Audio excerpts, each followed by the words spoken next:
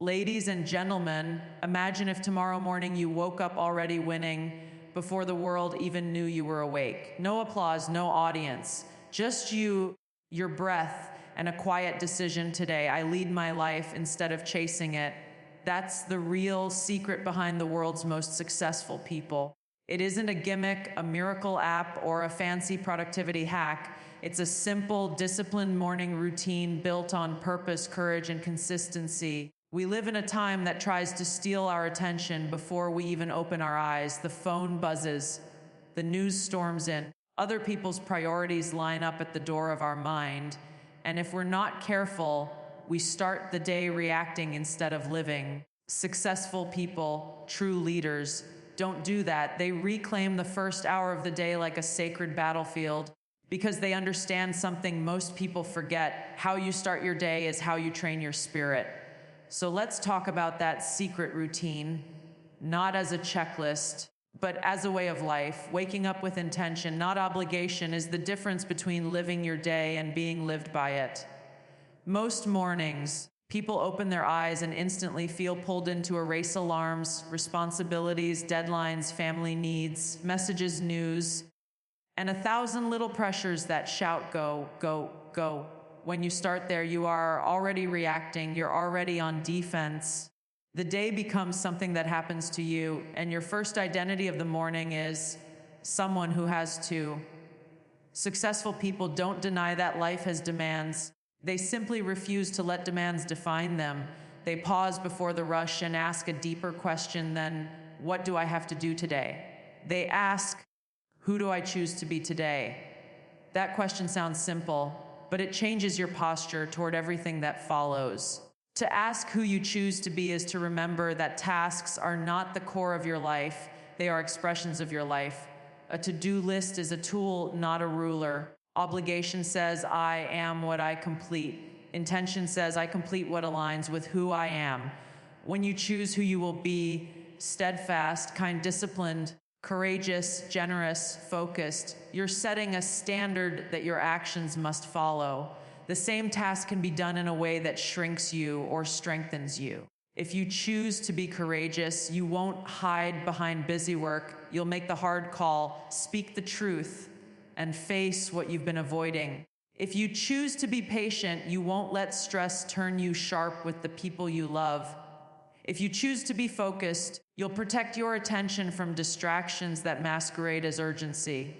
Intention is not about being dreamy or vague. It's about being deliberate with your character. This mindset also restores sovereignty over your inner world. The first minutes of the day are like fresh snow. Whatever steps you take, they're set tracks that are hard to erase later. If you grab your phone immediately, other people step into that snow first.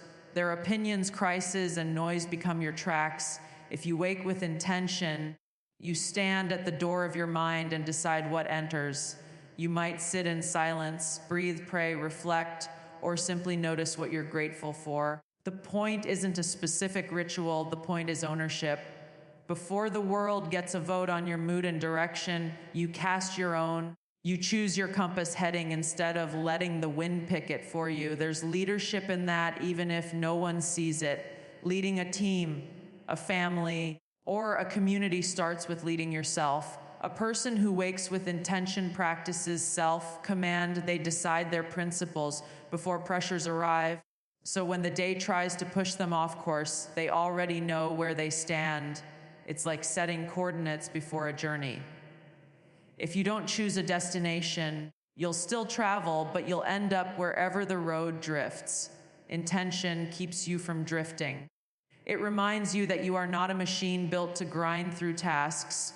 You are a human being with a mission, values, and a life that means something. Mornings are where missions are renewed because identity is not a one-time decision, it's a daily recommitment. Yesterday may have been heavy. You might have failed, fallen short, or felt worn down, or yesterday may have gone well and tempted you to coast. Either way, intention gives you the power to reset. It says, today, I begin again with purpose. That's how long-term success is built, not through rare bursts of motivation, but through consistent alignment. Each morning you choose who you will be. You reinforce the person you are becoming. Over time, that choice becomes your default nature. And when you live this way, time feels different. Obligation makes hours feel like weights you have to carry. Intention makes hours feel like terrain you are meant to shape. You stop measuring yourself only by how much you get done and start measuring yourself by how you lived while doing it. Whether your actions matched your chosen character, whether you stayed true to your compass when the day tested you, whether you walked through your responsibilities as the person you decided to be when you first opened your eyes, they don't reach for noise. They reach for stillness, means they understand that the first battle of the day is for their mind. Noise isn't only sound, it's anything that fragments attention and pulls you into reaction mode before you've even chosen your direction. For most people, the day begins with an open door to chaos: the phone, the headlines, the notifications, the rush of other people's emotions and expectations. Within minutes, the brain is in a defensive crouch, scanning for problems, comparing, worrying, planning, and spiraling. That habit feels normal because it's common, but common doesn't mean healthy. When you start with noise, you surrender your mental freedom. You let the world set your tempo, decide your mood, and shape your priorities. Successful people refuse that surrender, not because they live in denial, but because they know clarity is a prerequisite for every meaningful decision they're about to make. Reaching for stillness first is a deliberate act of protecting the mind's natural order. Silence allows you to hear what matters. It exposes the difference between what is urgent and what is important, between what's truly yours and what's been dumped onto you. In quiet, you notice the state of your body, the tone of your emotions, the shape of your thoughts. That awareness is like checking your instruments before taking off. If something feels off, fear, anger, fatigue, distraction, you can address it with honesty instead of dragging it all day like invisible luggage. Stillness gives you a mirror without distortion. It doesn't flatter you, but it doesn't condemn you either. It simply shows you where you are so you can choose where to go. Many successful people breathe deeply, pray, meditate, journal, or sit with gratitude. These practices look different on the outside, but they serve the same inner purpose, returning to the center. Breath slows the nervous system and reminds you that you're alive before you're productive. Prayer or meditation anchors you to meaning bigger than your ego or anxiety. Gratitude shifts your mind from scarcity to strength. From I'm behind to I'm blessed and capable. None of that is trendy fluff. It's mental training. Athletes train their bodies before competition. Leaders train their minds before life competes for them. Stillness is how they train to meet pressure without becoming pressure. A calm mind isn't passive, it's prepared. Passivity is avoidance, a refusal to engage. Calmness is readiness, the ability to engage without being hijacked. Think of a soldier, a pilot, or a surgeon. The best are not frantic, they are steady. Their steadiness doesn't mean the situation isn't intense. It means they've practiced being clear under intensity. Morning stillness is that practice. It teaches you to watch thoughts instead of instantly obeying them. It teaches you to feel emotions without letting them drive the vehicle. Over time, you become harder to manipulate, harder to derail, harder to scare. You can listen to criticism without collapsing, face uncertainty without panicking, and move through conflict without losing your integrity. That's preparation in its purest form. Stillness is not weakness, because weakness is being controlled by what you can't master inside yourself. It takes strength to sit with your own mind without distraction, to face what rises in silence, to resist the easy dopamine of constant stimulation. Noise is seductive because it feels like movement, but much of it is just escape dressed up as activity. Stillness asks for courage because it removes the escape routes. It makes you encounter your fears, your hopes, your responsibilities, your grief, your gratitude, all the human truths we often outrun. The people who are willing to meet those truths early in the day become the people who can meet the world later with steadiness. Stillness is where courage is born, because courage is not a sudden burst of confidence, it's a practiced alignment with what you believe. In silence, you remember your values, you rehearse the kind of person you want to be under pressure. You reconnect to the reasons you're doing what you're doing. When you take that into the day, you're not just reacting to problems, you're responding from principle. You can make hard choices without being poisoned by fear, because you already found your footing in quiet. You can walk into a chaotic meeting, a difficult conversation, or a demanding workload carrying an inner calm that doesn't depend on circumstances. That inner calm becomes a kind of invisible armor. Not hard, not cold, but steady and reliable. The sort of strength that helps others breathe easier just by being near you, moving their body to sharpen their mind, is a quiet form of leadership that starts before anyone is watching. It's rooted in the understanding that your body and mind aren't separate departments, they're a single system. When the body is sluggish, tense, or neglected, the mind tends to follow, foggy, irritable, distracted, or fragile under stress. When the body is awake, oxygenated, and challenged, the mind becomes clearer, steadier, and more resilient. That's why people who consistently perform at high levels treat morning movement like brushing their teeth, not optional, not dramatic, simply necessary for being their best self. They know the body is the vehicle of their purpose, and a vehicle that isn't maintained won't take you far, no matter how strong your dreams are. Morning movement isn't about vanity, because vanity is focused on how you look, while readiness is focused on how you live. Plenty of people work out for appearance, and there's nothing wrong with wanting to feel good in your own skin. But the deeper power of movement is psychological and spiritual. A run, a walk, yoga, stretching, or lifting weights is a way of telling your nervous system, I'm awake, I'm capable, and I'm in charge. It's like switching the lights on inside your house before welcoming guests.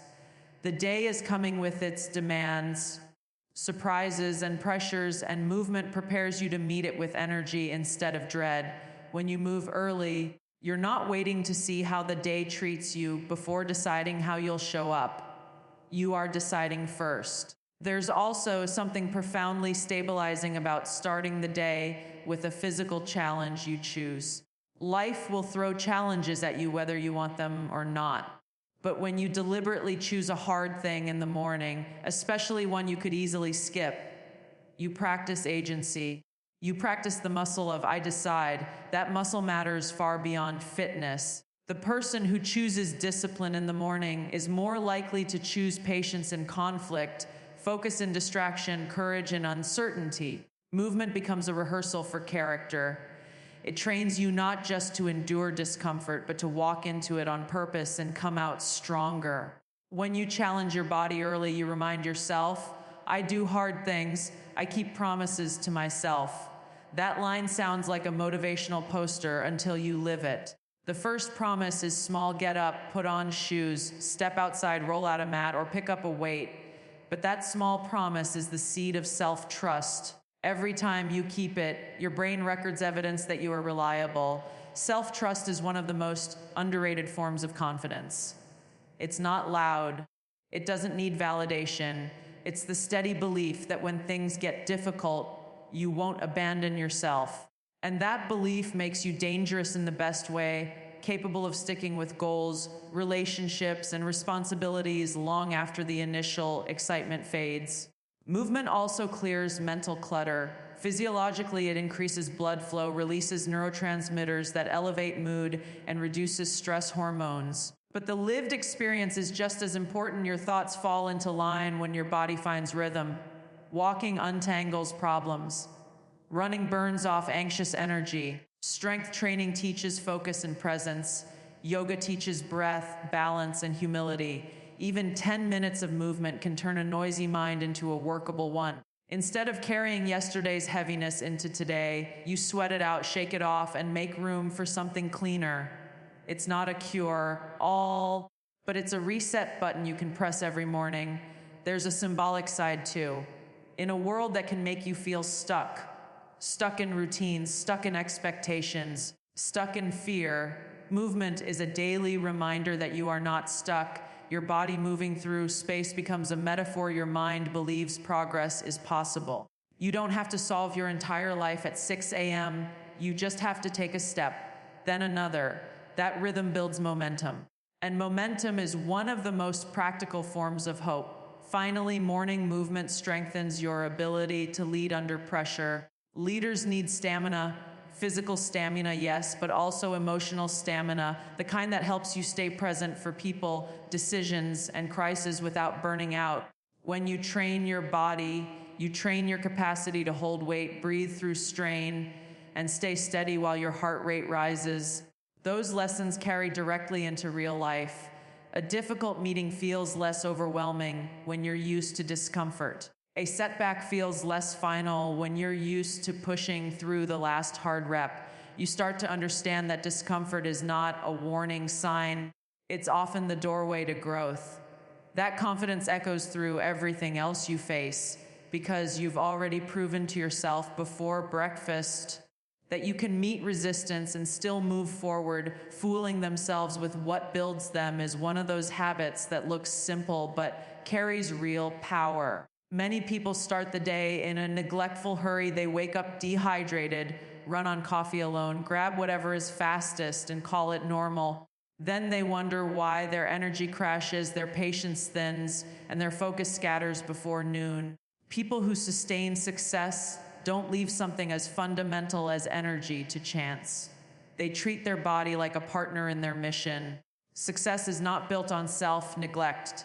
Pushes back against a popular lie that grinding yourself down is proof you care. Exhaustion has been romanticized as ambition, and skipping meals is often worn like a badge. But running on fumes doesn't make you strong, it makes you unstable. It turns small problems into big ones. Sustainable success requires a steady engine. Hydration and food are basic maintenance for the nervous system you rely on to think, decide, and lead. They hydrate first because sleep is a long fast. While you're resting, your body uses water for repair, breathing, and circulation, and you wake up in a mild deficit. Even that deficit can dull concentration and raise stress sensitivity. Drinking water early is a reset switch. More than that, it is a signal. I notice what I need. That noticing is the root of real discipline. Discipline is not a whip, it's a promise to protect your capacity. They eat with care for the same reason. A thoughtful breakfast, whatever that means for their schedule, culture, or health, keeps blood sugar steadier, supports the brain, and prevents the mid-morning crash that makes people irritable and impulsive. When you start with a crash, you spend the rest of the day chasing your baseline and other coffee, something sweet, a quick fix. That cycle affects decisions.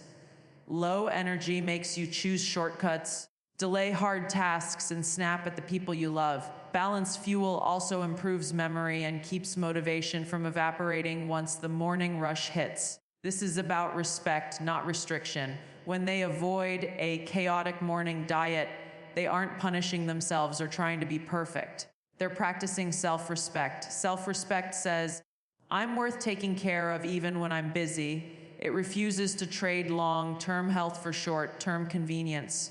It understands that the body is the place you live while you pursue your purpose, so it deserves support, not exploitation. You can't pour into your work, your family, your community, or your dreams if you're running on empty, is plain truth. Depletion makes you smaller. You may still show up, but you're giving leftovers, half attention, thin patience, weak creativity. When you're fueled, you become more generous without resentment, more focused without strain, and more resilient when plans change. Morning nourishment is a quiet declaration because it shapes identity. Every glass of water, every intentional meal is a vote for the belief that your life matters. It's a way of telling yourself before anyone else does, I matter. My energy matters. My life matters. For people who measure worth only through output, that declaration breaks the pattern of earning care through exhaustion. Care becomes part of the strategy, not a guilty afterthought. These choices compound. You gain steadier energy, clearer thinking, and a body that can handle stress without collapsing. You also gain trust in yourself. when you consistently meet your own needs.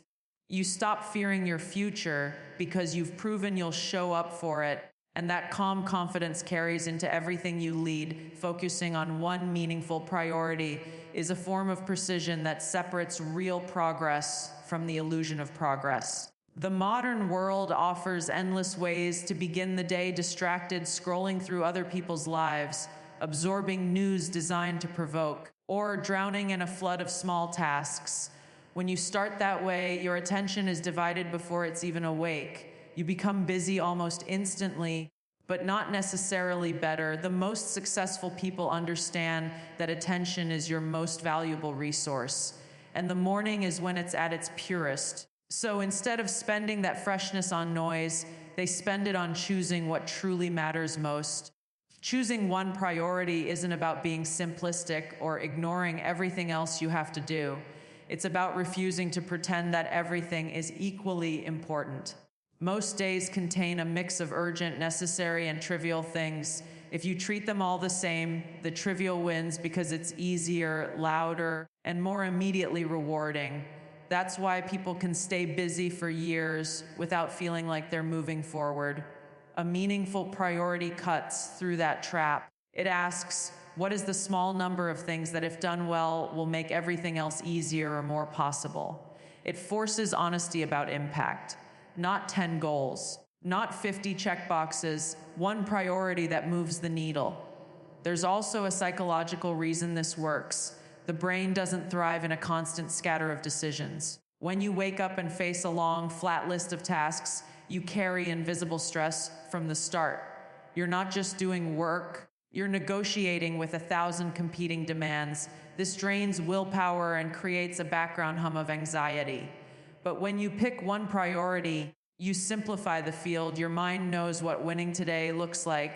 That clarity reduces friction, and less friction means more momentum. You can still handle other responsibilities, but they no longer define your day. Your day is defined by purpose. The line about not starting the day scrolling through other people's lives is more than a swipe at social media. It's a warning about beginning your morning in comparison. When you look outward first, you risk letting other people's timelines, achievements, and highlight reels set your standards. That can make you rush, doubt yourself, or chase goals that aren't yours. Successful people protect their inner compass by choosing inwardly first. They decide what matters to them before the world offers 1,000 alternatives. That isn't selfish, it's responsible. You can't serve or lead well if you're constantly borrowing your direction from the crowd. One meaningful priority can take many forms. Sometimes it's a piece of work that advances a long-term goal. Sometimes it's an act of service that strengthens a relationship or community. Sometimes it's a brave step you've been avoiding, having a hard conversation, making a tough decision, applying for something that scares you, or finally finishing what you keep postponing. The point is not the category. The point is the weight. A meaningful priority should feel like it matters if it happens and like something is missing if it doesn't. It should be tied to either your growth, your contribution, or your values. Anchoring the day in purpose, not business, is how you build a life that actually adds up. Business can be addictive because it gives quick hits of accomplishment. You check the box, clear the email, handle the small request, and feel productive. But business is not impact. Impact changes something. Impact moves you closer to a vision. Impact makes other people's lives better in a lasting way. When you make your priority meaningful, you dedicate your best hours to impact, not to the easiest form of motion. Over time, that compounds into real success instead of a resume full of exhausted activity. There's humility in this practice too. Focusing on one priority means accepting human limits. It's admitting you can't do everything. You don't have to. The world will always offer more than you can carry. Your job is not to carry it at all. Your job is to carry what aligns with your mission. When you live like that, you stop measuring your worth by how packed your schedule is and start measuring it by the quality and direction of your effort. You learn to say no to the things that dilute your life so you can say yes to the things that define it. You don't need a perfect day to make progress. You need a clear priority and the courage to protect it. Once the day starts fighting for your attention, practicing gratitude and service as a strategy for strength means understanding that real power doesn't come only from ambition, but from meaning. A lot of people chase success like a finish line, a title, a number in the bank, a medal, a reputation, a kind of winning that proves something to the world. But the people who stay successful, who remain steady through pressure and time, don't make winning their only goal. They aim to contribute. They ask not just, how do I get ahead, but how do I help? How do I leave things better than I found them? That mindset changes the emotional foundation of their work. Winning alone is fragile because it depends on outcomes you can't fully control. Contributing is resilient because it depends on choices you can make every day. Gratitude is the first pillar of that strength. Remembering what you're grateful for isn't pretending life is perfect. It's refusing to let your mind be ruled by scarcity and bitterness. When people forget gratitude, they start to believe they are always behind, always lacking, always one step away from being enough. That belief makes them anxious, defensive, and easy to manipulate. Gratitude interrupts that. It says, look at what has already carried you this far. It brings your attention to the people who love you, the opportunities you've been given, the skills you've earned, the moments you survived, the beauty still present even in hard seasons. Gratitude doesn't erase problems, but it changes your posture toward them. Instead of, why is this happening to me? You shift to, what can I learn and how can I respond with integrity? That shift is strength. Gratitude also protects you from the numbness that can come with achievement. Without gratitude, success becomes a treadmill. You reach a goal, feel good for a minute, then immediately feel empty again because your identity is tied to the next win. With gratitude, success becomes a place to stand, breathe, and recognize the journey.